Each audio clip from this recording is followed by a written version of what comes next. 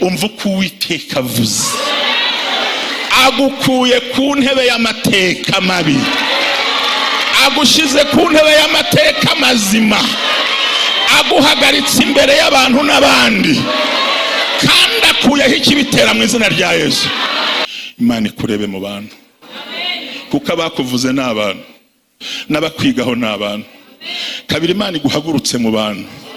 Gatatu, ikwigize imbere mu bantu, kandi igukiriza imbere y'abantu. Ngo naho igiti cyatemwa kikongera kigashibuka, ariko kizongera kigire gute?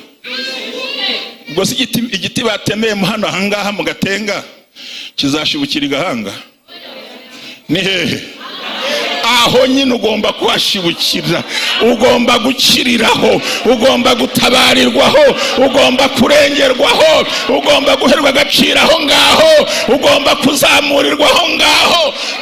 Icyana Imana muri iri teraniro, Yesu akakwitegereza mu bantu. Mugira ngo hari n'abantu bake, abaparitse imodoka, bakire, abantu bameze neza, abantu basa neza, abantu bazi gutera haleluya, bari muri protokole, abantu bazwi imenya bose. Ariko Yesu yinjiye ntiyareba abo ku ruhimbi, ntiyareba ku gatuti, ahubwo areba umuntu. Imana ikubone mu bantu.